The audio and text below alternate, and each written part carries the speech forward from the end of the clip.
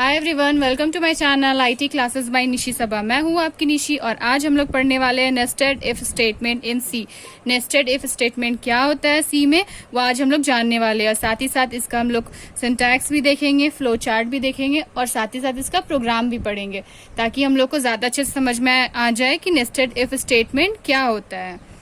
So let's start. What is nested if statement? Nested if statement क्या होता है? Full explanation.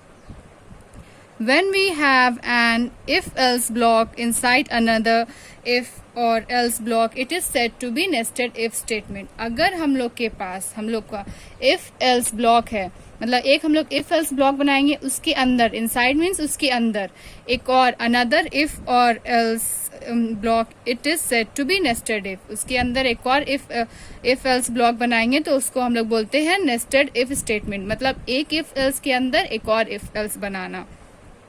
It is like placing one decision within another decision. ये इसका मतलब क्या होता है? ये जस्ट उसकी तरह होता है कि एक डिसीजन के अंदर एक और डिसीजन।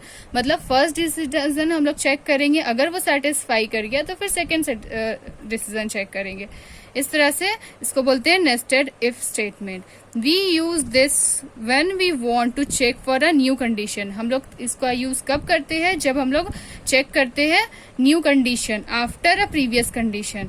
मतलब एक कंडीशन के बाद हम लोग दूसरा कंडीशन चेक करना रहता है, तब हम लोग इसमें नेस्टेड इफ का यूज करते हैं। मतलब एक साथ दो कंडीशन हम लोग को चेक करना रहा तो previous condition has already been found to be true और फॉल्स।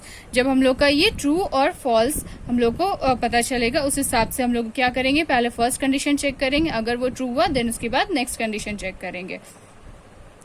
और में क्या है? ये एक शॉर्ट सा डेफिनेशन है। अगर क्या होता है कि एग्जाम में कभी 2 मार्क्स में या 1 मार्क्स में आपसे पूछा जा सकता है कि नेस्टेड इफ स्टेटमेंट क्या होता है सी में, तो डिफाइन करिए। तो आप हम कैसे डिफाइन करेंगे और इसका सिंटैक्स भी लिखेंगे, कैसे लिखेंगे वो अभी आपको बताने वाली है। एक शॉर्ट सा डेफिनेशन है जो आप एग्जाम में इजिली लिख सकते हैं और आपको इजिली याद भी रहेगा। Whenever if statement condition itself another if statement, it is called nested if statement. Whenever if statement मतलब if statement जो है रहेगा इसके अंदर contain itself, उसके अंदर another if statement, if statement के अंदर एक और if statement रहेगा, इसको हम लोग क्या बोलेंगे? nested if statement। ये सिंपल सा डेफिनेशन है, ये आपको अच्छे से याद भी रहेगा और आप एग्जाम में इसको लिख भी सकते हैं। देन इसके बाद क्या है? सिंटैक्स। सिंटैक्स क्या है देख लीजिए। यहाँ पे क्या? इफ कंडीशन, यहाँ पे हम लोग कंडीशन पुट करेंगे, जो भी हम लोग का कंडीशन रहेगा यहाँ पे लिखेंगे, फिर कर्ली ब्रेसेस ओपन, फिर इफ, फिर कंडीशन। तो देखिए यहाँ पे ये फर्स्ट कंडीशन है, यहाँ पे फर्स्ट कंडीशन को ये चेक करेगा, अगर ये ट्रू रहा देन फिर ये इसके अंदर आकर के फिर ये सेकेंड कंडीशन को चेक करेगा। फिर अगर ये कंडीशन को चेक करने के बाद यहाँ पे स्टेटमेंट 1 को यहाँ पे हम लोग का आउटपुट देगा। अगर ये वाला स्टेटमेंट 1 अगर हम लोग का नहीं रहा, ये कंडीशन ट्रू नहीं रहा, तो क्या करेगा? यहाँ पे एल्स में आकर के स्टेटमेंट 2 का कंडीशन को शो करेगा। यहाँ पे उसके बाद कर्ली ब्रेसेस क्लोज। तो यहाँ पे क्या हो गया कि ये if else nested if condition का ये हो गया हम लोग का सिंटैक्स। चलिए अब इसका हम लोग एक फ्लो चार्ट भी देख लेते हैं। ये इसका फ्लो चार्ट है।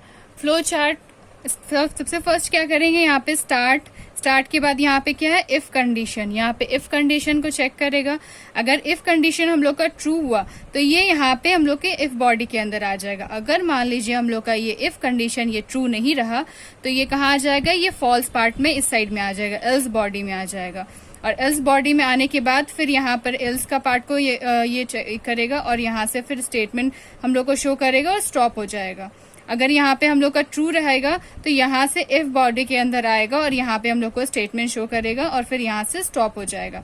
तो ये क्या हो गया? ये फ्लो चार्ट हो गया। फर्स्ट क्या करा? ये इफ कंडीशन में आएगा, अगर ये यहाँ पे ट्रू रहेगा तो फिर यहाँ पे इफ बॉडी के अंदर आएगा, मतलब दूसरा इफ कंडीशन के अंदर आएगा। अगर यहाँ पे इफ कंडीशन ट्रू नहीं रहा, फॉल्स रहा, तो यहाँ पे एल्स बॉडी के अंदर आएगा और यहाँ से स्टेटमेंट शो करके स्टॉप हो जाएगा। तो ये था इसका फ्लो चार्ट। आई होप आपको फ्लो चार्ट समझ में आ गया होगा। अब चलिए इसका प्रोग्राम देख लेते हैं। प्रोग्रामिंग देखने से आपको ज्यादा अच्छा समझ में आएगा कि नेस्टेड इफ क्या होता है, हम आपको एक्चुअली में क्या समझाना चाह रहे थे। चलिए हम लोग इसका प्रोग्राम देखते हैं नेस्टेड इफ स्टेटमेंट का, ताकि हम लोग अच्छे समझ में आ जाए। कि हम लोग नेस्टेड इफ को कैसे यूज करते हैं, क्या यूज में आता है। सो फर्स्ट क्या है, hash include studio dot h. ये क्या है, ये एक हेडर फाइल है studio dot h. Hash include conio dot h, ये भी एक हेडर फाइल है, आपको हम पहले भी बता चुके हैं कि ये हेडर फाइल्स है। देन उसके बाद वॉइड मेन, वॉइड मेन के बाद हम लोग क्या करेंगे, कर्ली ब्रेसेस ओपन करेंगे। देन उसके बाद एंड मार्क्स, हम लोग यहाँ पे मार्क्स ले रहे हैं। फिर print F enter the marks, ये एक स्टेटमेंट हम लोग ले लिए, एंटर दी मार्क्स। देन उसके बाद scan F percent D and marks, यहाँ पे हम लोग स्कैन एफ कर लिए। यहाँ परसेंट डी क्यों लिए है, क्योंकि यहाँ पे हम लोग एंट यूज किए, इसलिए यहाँ पे हम लोग परसेंट डी यूज किए। देन उसके बाद if marks is greater than equals to 33, ये क्या है, ये कंडीशन है। मार्क्स क्या है, अगर हम लोग जो भी मार्क्स देंगे अगर वो ग्रेटर देन या फिर इक्वल्स टू 33 रहेगा तो क्या होगा कि यहाँ पे ये अंदर आ जाएगा। उसके बाद फिर इफ नेक्स्ट कंडीशन चेक करेगा, if marks is greater than equals to 45, अगर जो हम लोग मार्क्स दिए हैं वो अगर ग्रेटर है या फिर इक्वल्स टू 45 का, तो फिर क्या होगा, फिर ये इसके अंदर आ जाएगा। तो ये क्या है, अगर ये स्टेटमेंट ट्रू रहा तो इसके अंदर आएगा, अगर ये स्टेटमेंट ट्रू नहीं रहा तो ये इसके अंदर नहीं आएगा, फिर ये बाहर से एग्जिट कर जाएगा। तो यहाँ पे क्या है, यहाँ पे अगर हम लोग लेट कर लीजिए कि मार्क्स दे दिए 45, तो क्या है 45 जो है वो 33 से बड़ा है, तो क्या आएगा, ये यहाँ पे सेकेंड स्टेटमेंट में आ जाएगा। और यहाँ पे फिर एक और कंडीशन लगेगा, if marks is greater than equals to 60, then curly braces open. तो उसके बाद क्या होगा कि अगर यहाँ पे हम लोग का चेक करेगा, इसके बाद फिर if marks is greater than equals to 60, अगर जो हम लोग का मार्क्स है वो ग्रेटर देन या फिर इक्वल्स टू 60 है, तब जाके फिर ये और अंदर आएगा और हम लोग को क्या करेगा प्रिंट एफ फर्स्ट डिवीजन, हम लोग को फर्स्ट डिवीजन प्रिंट करके दिखा देगा। अगर ये वाला फर्स्ट, अगर यहाँ पे हम लोग का marks greater than equals to 60 नहीं रहेगा तो ये क्या करेगा, ये वाला जो कंडीशन है ये एल्स कंडीशन में आ जाएगा और हम लोग को क्या प्रिंट करके दिखा देगा, प्रिंट ऑफ सेकेंड डिवीजन। तो अगर ये हम लोग का 60, अगर ये कंडीशन को ये मैच करा तो हम लोग को प्रिंट ऑफ फर्स्ट डिवीजन दिखाएगा। अगर ये कंडीशन को मैच नहीं किया तो ये क्या करेगा, ये यहाँ से फिर ये डायरेक्टली एक्स पार्ट में आ जाएगा और हम लोग को प्रिंट करके दिखा देगा सेकेंड डिवीजन। तो ये क्या है, नेस्टेड इफ है। तो ये नेस्टेड इफ में एक्चुअली में क्या होता है कि लूप के अंदर लूप, यहाँ पे देखिए, यहाँ इफ के बाद यहाँ पे ये चेक किया, अगर ये भी कंडीशन ट्रू है देन यहाँ पे ये चेक करेगा, अगर ये भी कंडीशन ट्रू है देन ये फर्स्ट डिवीजन दिखाएगा। तो फिर हम लोग को क्या करेगा, ये कंडीशन को स्किप कर देगा और यहाँ पे हम लोग को डायरेक्टली सेकेंड डिवीजन दिखा देगा। देन उसके बाद यहाँ कर्ली ब्रेसेस क्लोज। देन उसके बाद एल्स पार्ट, ये वाला अगर हम लोग का ये कंडीशन जो है ये अगर 45 से ज्यादा नहीं रहा, अगर हम लोग का ये कंडीशन भी मैच नहीं किया, सिर्फ ये वाला फर्स्ट वाला कंडीशन मैच किया, तो क्या करेगा, ये डायरेक्टली यहाँ से डायरेक्टली ये यहाँ पे आ जाएगा और हम एल्स पार्ट में, और ये हम लोग को क्या करके दिखाएगा, प्रिंट ऑफ थर्ड डिवीजन। और अगर यहाँ पे से कोई भी कंडीशन मैच नहीं किया तो यहाँ पे एल्स पार्ट में हम लोग को प्रिंट ऑफ फेल दिखा करके देन इसके बाद यहाँ से बाहर निकल जाएगा। तो चलिए हम इसको एक बार आपको आउटपुट निकाल के दिखाते हैं ताकि आपको ज्यादा अच्छा समझ में आए। जैसे यहाँ पे हम लोग का जैसे हम लोग और इसको रन करवाएंगे तो यहाँ पे आएगा एंटर द मार्क्स। तो यहाँ पे हम लोग कोई भी यहाँ पे मार्क्स हम लोग को देना पड़ेगा। जैसे अगर मान लीजिए यहाँ पे हम लोग 45 दिए तो यहाँ पे 45 देंगे तो फर्स्ट यहाँ पे ये चेक करेगा if marks is greater than equals to 33। तो देखिए 45 जो है वो 33 से बड़ा है, हाँ है, तो फिर यहाँ क्या करेगा, ये अंदर आ जाएगा। देन फिर इसके बाद चेक करेगा if marks is greater than equals to 45, greater than तो नहीं है लेकिन इक्वल्स टू 45 है, तो ये भी कंडीशन मैच कर गया। देन इसके बाद फिर अंदर आएगा if marks is greater than equals to 60, तो क्या मार्क्स जो है ये 60 से बड़ा है या फिर इक्वल्स टू है, तो ये नहीं है, ये वाला कंडीशन मैच नहीं कर रहा है। तो ये हम लोग को क्या करेगा, ये वाला पार्ट को स्किप करके ये डायरेक्टली हम लोग को क्या दिखा देगा, यहाँ पे सेकेंड एल्स पार्ट का सेकेंड डिवीजन। तो यहाँ पे हम लोग प्रिंट करके दिखाएगा सेकेंड डिवीजन। अगर लेट कर लीजिए, अगर हम लोग यहाँ पे मार्क्स देते हैं 65 देंगे तो क्या करेगा, फर्स्ट यहाँ पे चेक करेगा marks is greater than equals to 33।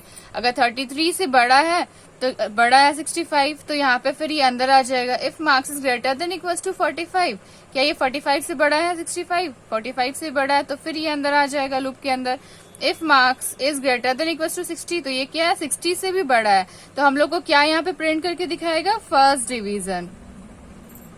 उसके बाद अगर मान लीजिए यहाँ पे हम लोग ले लेते हैं कि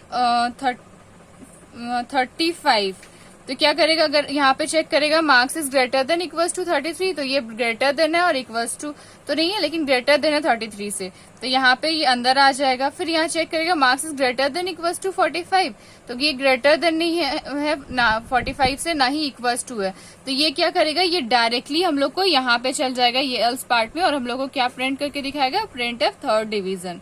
तो यहाँ पे हम लोग को प्रिंट करके दिखाएगा थर्ड डिवीजन।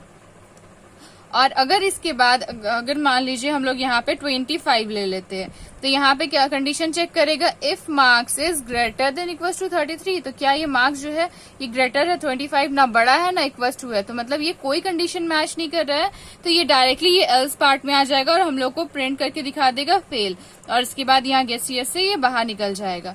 तो ये है इसका प्रोग्राम नेस्टेड इफ का। आई होप आपको समझ में आ गया होगा कि नेस्टेड इफ क्या होता है, एक्चुअली में इसका प्रोग्राम कैसे हम लोग करते हैं, और इसका अच्छे से आपको सिंटैक्स वगैरह भी समझ में आ गया होगा। सो अगर आपको मेरा वीडियो पसंद आया तो एक लाइक जरूर करिए, मेरे चैनल को सब्सक्राइब जरूर करिए। So thank you.